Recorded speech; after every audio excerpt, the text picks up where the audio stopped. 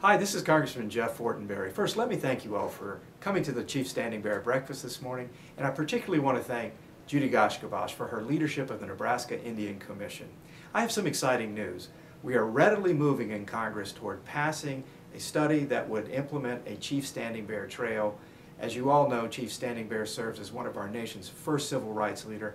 I think his story needs to be told over and over again. I recently gave a speech before the House of Representatives that I'd like you to see. I'm so sorry I can't be there this morning, but I appreciate your support and the support of this extraordinary American Chief Standing Bear.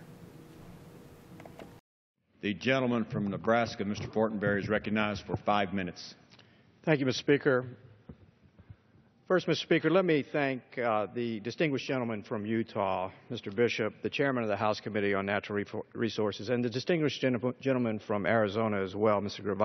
Grijalva, who is the ranking member, as well as the gentleman from California, Mr. McClintock, the chairman of the Federal Land Subcommittee, and the distinguished gentlewoman from Massachusetts, Ms. Tsongas, the ranking member on the committee, for their outstanding work and help to me in bringing this legislation to the floor. This is important. This legislation directs the Secretary of the Interior to conduct a feasibility study for the Chief Standing Bear National Historic Trail. Now, Chief Standing Bear holds a very special place in Native American and the history of our country. Establishing a trail in his name would be an outstanding way to recognize his contributions to our great land. I'd like to provide some additional background on this extraordinary individual who prevailed in one of the most important court cases for Native Americans in our country's history. Chief Standing Bear was a Ponca chief. In the 1800s, the Ponca tribe made its home in the Nile River Valley area of Nebraska. In 1877, the United States government forcibly pressured the Poncas from that homeland, compelling them to move to the Indian Territory in Oklahoma. Not wanting to subject his people to a confrontation with the government, Standing Bear obliged and led them from their homes on a perilous journey to the territory of Oklahoma. That journey was harsh, and the new land was inhospitable. Nearly a third of the tribe died along the way from starvation, malaria, and other diseases, including Chief Standing Bear's little girl and later his son, Bear Shield. Before Bear Shield died, however, Standing Bear promised his son that he would bury him in their native land in the Nile River Valley.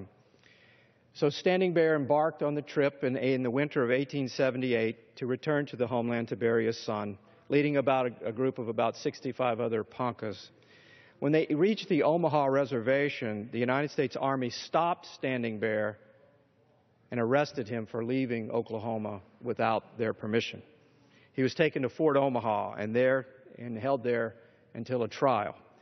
In the meantime, Standing Bear's plight attracted media attention, first in the Omaha Daily Herald, which was the forerunner of the present-day Omaha World Herald, and the story became well publicized nationally. At the conclusion of his two-day trial, Standing Bear was allowed to speak for himself, and then he raised his hand and he said this: "That hand is not the color of yours, but if I pierce it, I shall feel pain. If you pierce your hand, you will feel pain. The blood that will flow from mine will be the same color as yours. I am a man. God made us both."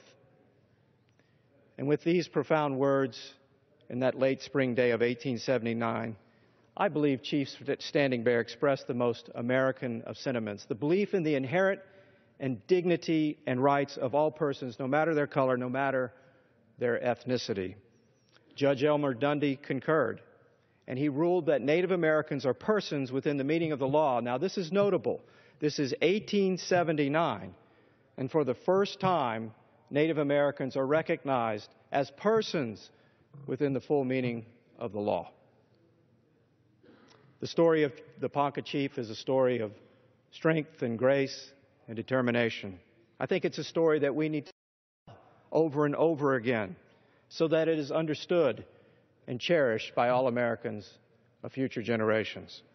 Mr. Speaker, the establishment of a Chief Standing Bear National Historic Trail would honor both the courage of this man and the great contribution to the freedom and the civil liberties of our nation that he brought about.